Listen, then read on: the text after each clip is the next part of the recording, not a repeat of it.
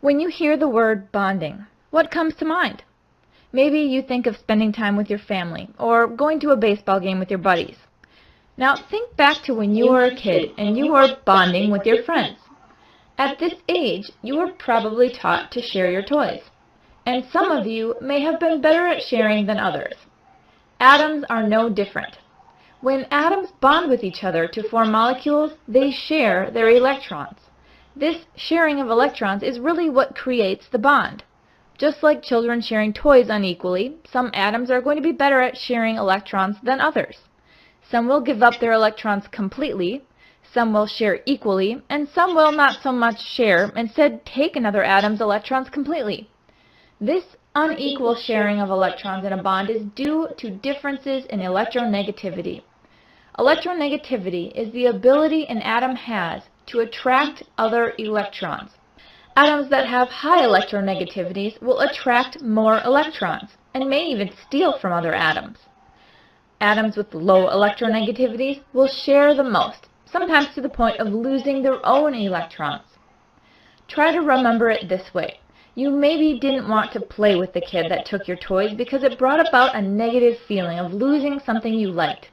In atom speak, these kids have a very high electronegativity. So what makes one atom more electronegative than another? The answer lies in its atomic structure, of course, and just like several other properties of elements, the periodic table has distinct trends in electronegativity. Just to review, groups on the periodic table are just columns. So let's compare atoms in group 2, the alkaline earth metals. As you move down from beryllium to radium, what happens to the size of an atom? Well, the atomic radius increases as you move down a group because of the increase in the number and size of the energy levels. So the valence electrons in each atom are getting farther and farther away from the nucleus. The nucleus has quite an effect on pulling those negative electrons in with its positive charge. So which atoms do you think will more easily pull in electrons? Atoms that are tiny and have valence shells close to the nucleus, or atoms that are large and have valence shells a great distance from the nucleus? Well, the closer to the nucleus electrons can get, the more pull that nucleus will have. So the smaller atoms are going to pull in electrons a lot more easily than the larger atoms. If you've ever held two magnets with the north end of one facing the south end of another, you may have felt this pull. The closer the two magnets got, the greater their attraction for each other. You may have had to use some muscles just to keep them apart. However, as you move them away from each other, you stop feeling that pull they had on each other. The same goes for protons and electrons. Yes, they are attracted, but the farther and farther away from the nucleus you get, the less that attraction is. So as you move down a group on the periodic table, the electronegativity decreases, and atoms have a more difficult time attracting electrons. Next, we're going to compare the electronegativities of elements in the same period. A period is a row on the periodic table. As you move across a row, you'll find a similar trend in electronegativities as you did when you went down a column. Smaller atoms are going to have larger electronegativities. Keep in mind, as you move across the table, the number of energy levels the electrons are in will stay the same.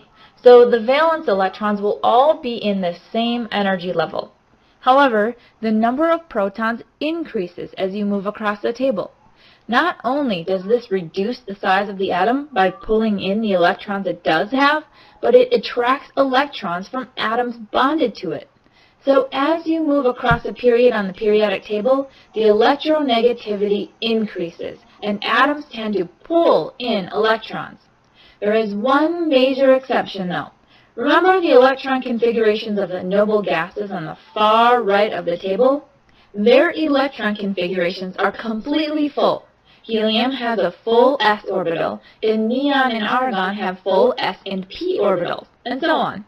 Because these elements have atoms with full electron shells, they do not need, nor do they want, any more electrons. If a noble gas were to get another electron, it would have to open a whole extra energy level just for that one electron, which would make it extremely unstable. And in chemistry, things move from unstable to stable, rarely the opposite. This would make fluorine the most electronegative element on the periodic table.